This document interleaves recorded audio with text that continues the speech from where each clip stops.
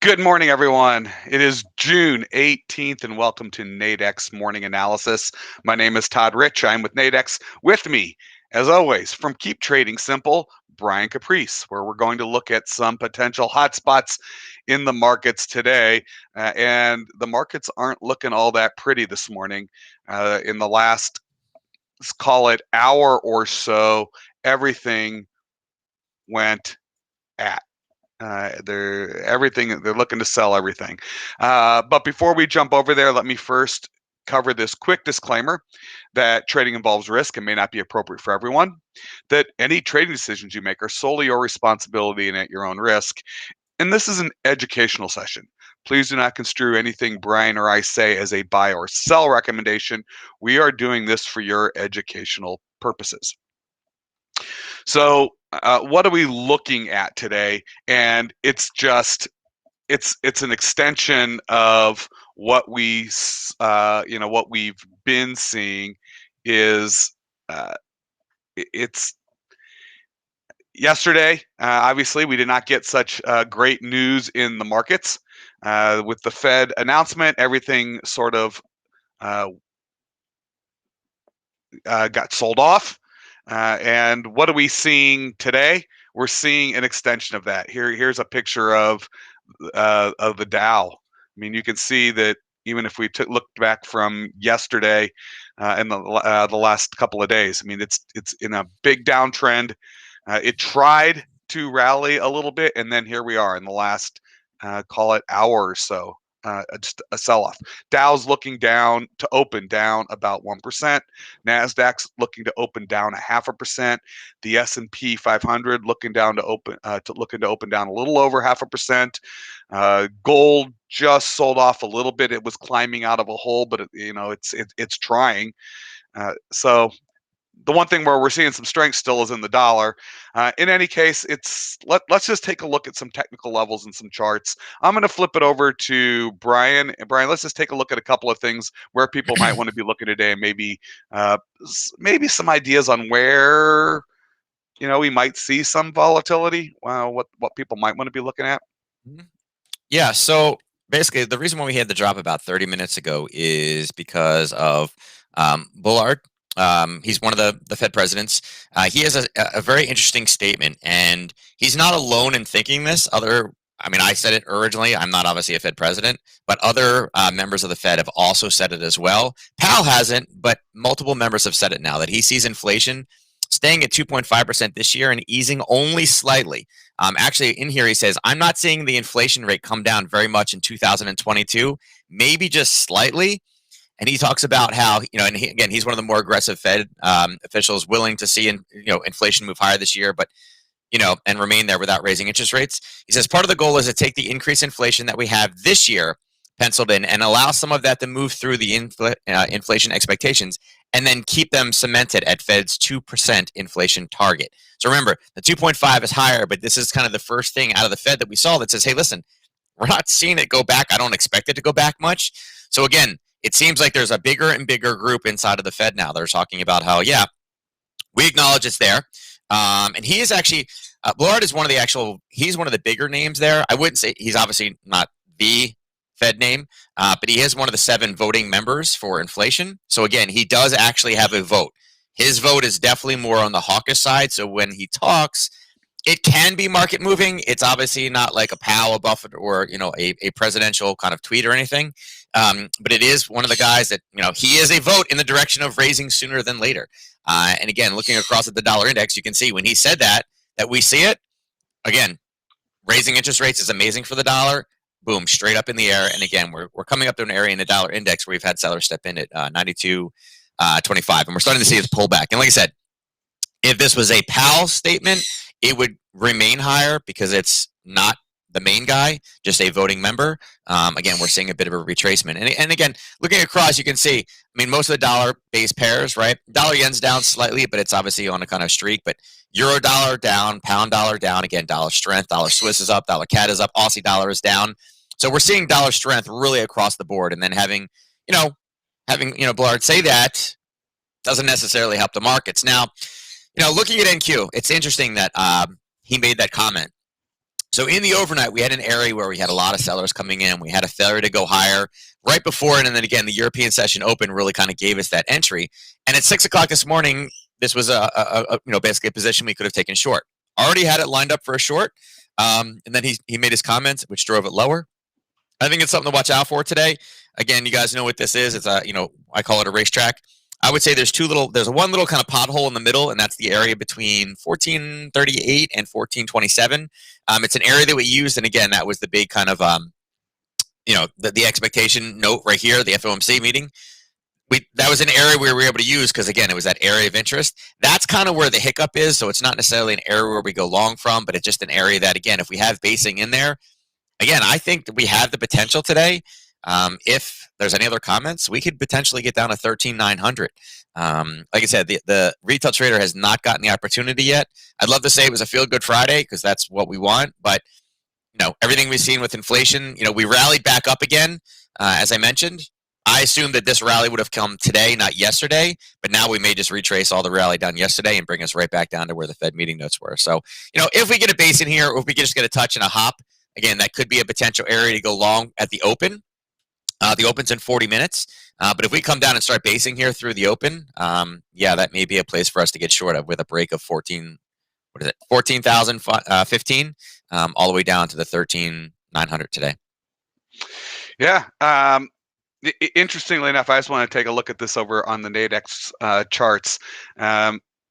And you can actually see the volatility in some of just in the binary options, where there are a couple of binary options where they're right around, because of the volatility and because these are the dailies. So these still have 7 hours to go. You've got both of these strikes are around 50%. No one knows what's going to happen here. Everyone's waiting to see what's going to happen when the retail trader steps in. Now, volatility does get factored into the price of binary options. The higher the volatility, the more that gets priced in, the more that all these will be, anything near where it is right now, up and down a little bit, will be closer to 50%, simply because no one knows where it's going to be. I mean, right? The price of that binary options, the probability that it will finish in the money. And when there's lots of volatility like this, any of them, it starts skewing some of that in the price of the binary options. So we'll have to wait and see. We were kind of hoping for a feel good Friday. We might get this. We might see some basing. I mean, we might even be seeing a little bit of basing right here.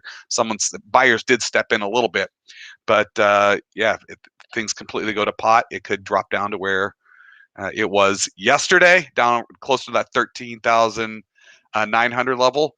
But with that means there's going to be opportunity. With that means there's going to be opportunity. There could be some volatility today. A way to play that would be in the binary options, where you do limit your risk, so that if you're wrong, you don't get completely blown out. Well, let's take a look at one other thing. I don't know. What do you? Yeah, actually, there's two. I would say gold and oil. Both of them have kind of setups that are somewhat approaching. All right. Gold, obviously, we've seen gold kind of drop. Again, saying that, hey, listen, we expect it to be higher, but we're not really. That's cool. We're good with that. Again, has not been good for gold. You can see the level we talked about before, the 1770 area. It's a level we talked about. Everything with the Fed, you would assume just would have rallied this higher, but they're like, no, we're going to let it run hot. This is good. This is what we want. Without that raising interest rate aspect of it, or saying that inflation is a problem, that's very bad for gold. And again, we took that bounce, and again, a lot of people expected this to go through the moon. It did bounce from a level that we had talked about previously, and now we're seeing it kind of drop.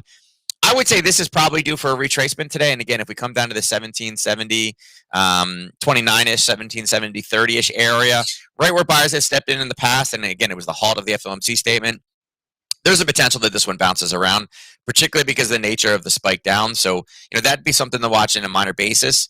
And then the other thing I want to cover is oil. Oh, before we jump over there, it's kind of interesting because I just put them on the chart, and I had to slide the chart way back, and I don't want to do this quickly, but these are actually levels that we had seen a few months back, that 1770 level, and then the 1800. I don't know if you remember, it could Yeah. not get through 1800. We were making jokes about it because it hit the 1800 level four, Mm, five, 6 times, and it could not get yeah. through It's a 1800. big psychological number. Yeah. Yeah, but when it made through 1800, it went all the way up to 1900, and yeah, and then it came down from that 1900 level back down to 1800 pretty quickly. Um, uh, you know, it was rather interesting, and so we're just sort of back to where we were with gold, where that 1770-ish level is where you see support, and that 1800 is where you see resistance. So there might be some opportunity as gold bounces around in here. Something to definitely take a look at. You could trade these binary options back and forth if it indeed does bounce around today with some volatility. All right. Mhm. I'll let you flip it over, and I'll tell you what. I'll let you bring it home with the chart and Yeah. oil, because And that's just really what we got for today. And again, remember, gold, dollar up, we're seeing gold down. We're also seeing all the cryptos down as well. Why? Because at the end of the day, if the United States is going to be raising interest rates, that's a very attractive situation. People are pulling it out of the things that they don't know, and they're putting into things that they do know. They're lining that up, into the future. But oil was the last one, and again, this is kind of more of just like a parting shot. Yesterday was a huge day in oil, right? Again, for the oil inventory report, we talked about how it's probably going to be blunted because of FOMC. We did have a little big situation. Yesterday, we had a very, very compressed and then a very, very big. And you may say, what the heck happened? Again, this oil traders have to get in there as well, but FOMC is not necessarily always the day for it. I would say today we've also had a very little day. I mean, yesterday was $2.40 in the U.S. session. Yeah, 250. So far today, we've seen a very kind of little kind of bit of movement. It's trailed down about, I don't know, about 60 cents, and you can see it really did nothing. And then at about 7 o'clock, we had just a little bit of movement in there. So we do know that just a little bit lower, sitting down here at the 69.80-ish range, we know that buyers were able to halt yesterday's progress down, and we've seen buyers there. Although at this point, you could say we are more in a downtrend. One of the things that we got to look at too is we had retail sales come in, which isn't always the best number. It is a bit of a miss. So just keep that in mind too. We had some negative retail sales numbers for the pound, which could be leading this lower today as well. So again, we know how it works out with a little big situation. We are in a little setup. So again, you could be looking for some type of an explosion, or they're higher or lower. With the inflation, talk today, we'll see. There's no actual economic news releases for the United States, so it could be quiet, but it is one of those little setups where we talk about little big, little big, little big, little big, and it happens again and again and again. Is there a guarantee it's going to happen today? No, but is the setup there where we have a little situation? Yeah, it's there. Yeah. So no, that's great. Some places to look at. So equities, definitely things bouncing around, but some ideas over there in the Nasdaq. Gold, wouldn't be surprised to see it bounce between those two levels like it's done in the past. I mean, we've seen it do it before. Could it continue to could it go back and sort of do that again now that we know where we stand with interest rates, and where the Fed stands with some of its policy, at least for the moment? It could. And oil, definitely been moving around. A big supply demand driven product, and as we get into the summer months and people want to start doing more things, I would expect demand to continue to increase, particularly as we come out of the out of the out of the pandemic. I would also be remiss if I didn't say I hope everyone enjoys the Juneteenth holiday, official holiday signed into law yesterday, being celebrated today. But the holiday is this Saturday, and it's a time for us all to reflect upon the past and understand where America has come, and how far we have come. And it's been a while since we added a federal holiday. I think it's been about 40 years. So yeah, I know that we don't take that lightly as we add those holidays. With that, any questions for Nadex, please email us, customerservice@nadex.com. Got any questions for Brian? You can hit him up at support@keeptradingsimple.com. And I don't think we've got anything for today. We will catch you again Monday morning. I hope everyone enjoys the weekend and the holiday. Uh, Brian and I will catch you again Monday. Good luck in the markets, everyone. Thanks.